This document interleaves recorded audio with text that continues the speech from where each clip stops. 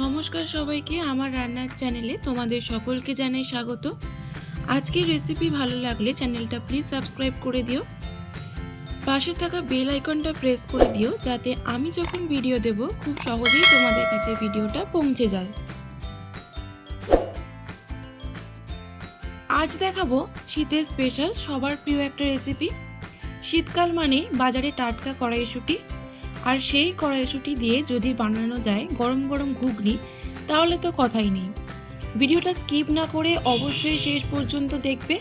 তাহলে চলো দেরি না করে শুরু করা যাক আজকের রেসিপি, চিকেনের কিমা দিয়ে কড়াইশুঁটির ঘুগনি। 500 গ্রাম কড়াইশুঁটি ছাড়িয়ে ভালো করে ধুয়ে নিয়েছি। দুটো মাঝারি সাইজের আলু কেটে নিয়েছি, আর লাগবে 200 গ্রাম চিকেনের কিমা। প্রথমে প্রেসার কুকারে পরিমাণ মতো জল দেব, তার মধ্যে দেব ধুয়ে রাখা কড়াইশুঁটি আর আলু, পরিমাণ মতো নুন ও হলুদ দেব। কড়াইশুঁটি আলু সেদ্ধ করার জন্য একটা সিটি দেব, সেদ্ধ হয়ে গেলে একটা পাত্রে ছেঁকে নেব। চিকেন কিমা দিয়ে কড়াইশুঁটির ঘুগনি বানানোর জন্য লাগবে হলুদ গুঁড়ো, জিরে গুঁড়ো, ধনে গুঁড়ো, কাশ্মীরি রেড চিলি পাউডার, শুকনো লঙ্কা, তেজপাতা, গোটা জিরে,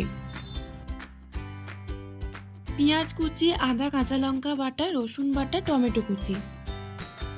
তারপর কড়াইতে পরিমাণ মতো সর্ষের তেল দেব। তেল গরম হয়ে গেলে তার মধ্যে ফোড়নে দেব শুকনো লঙ্কা, তেজপাতা, গোটা জিরে। হালকা নাড়াচাড়া করে তার মধ্যে দেব পেঁয়াজ কুচি। পেঁয়াজ 2 থেকে 3 মিনিট ধরে হালকা ভেজে নেব। পেঁয়াজ হালকা ভাজা ভাজা হয়ে গেলে রসুন বাটা, আদা কাঁচা লঙ্কা বাটা, কাশ্মীরি রেড চিলি পাউডার, হলুদ গুঁড়ো, জিরে গুঁড়ো, ধনে গুঁড়ো সব কিছু দিয়ে মশলা ভালো করে কষাতে হবে।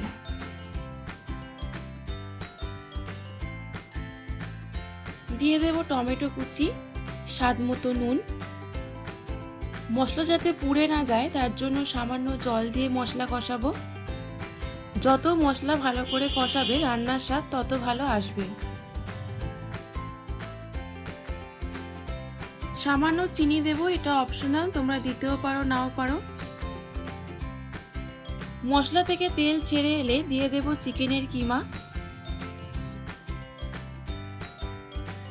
মশলার সাথে চিকেনের কিমা 5 থেকে 10 মিনিট ধরে ভালো করে কষাতে হবে।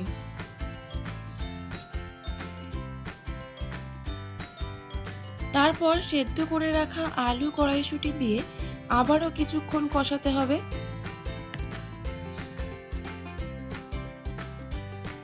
ভালো করে সবকিছু কষানো হয়ে গেলে পরিমাণ মতো জল দিয়ে দেব।